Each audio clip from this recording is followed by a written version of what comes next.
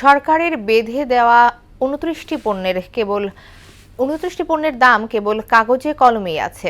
এসব পণ্যের বেশিরভাগই সরকার নির্ধারিত দামের চেয়ে অনেক বেশিতে বিক্রি হচ্ছে। রাজধানীর সব বাজারে পরিস্থিতিই এমন। ভোক্তারা বলছেন, শুধু দাম নির্ধারণই নয়, বাজার মনিটরিংয়েও কঠোর হতে হবে।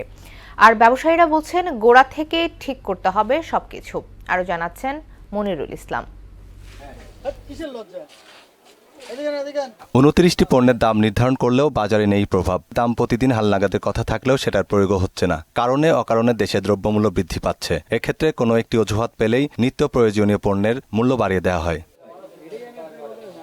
বাজারে মরিচ, পেঁয়াজ আর আলুর দাম আকাশ ছোঁয়া। এমন অবস্থায় বিপাকে পড়েছে মানুষ। এদিকে ধানের দাম মনে ১৫০ টাকা কমলেও চালের দাম কমার লক্ষণই নেই।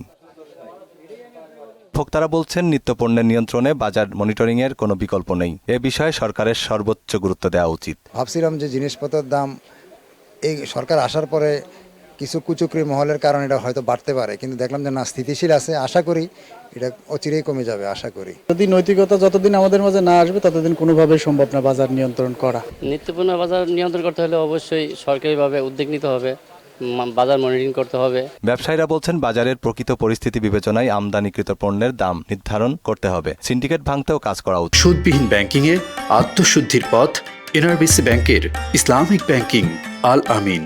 মালটা কিভাবে ইনপুট হবে এইরকমভাবে যদি করে নিয়ে আসতে পারে, তাহলে আমার বিশ্বাস যে আস্তে আস্তে সব মালের দাম কমে যাবে ইনশাল্লাহ। এই সরকারের কাছে আবেদন থাকবে যে দ্রব্যমূল্য যেখান থেকে দাম বাড়ায়, যে সিন্ডিকেটগুলো আছে সেই সিন্ডিকেটগুলো যাতে না হয়, সিন্ডিকেটগুলো ভেঙে দিতে হবে। বাইরের যে মালরা আছে ওই মালরা যে ওই ভ্যাটটা কমাইতে হইব।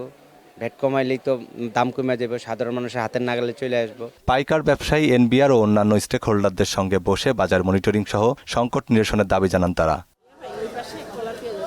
মনিরুল ইসলাম, মোহনা সংবাদ, ঢাকা।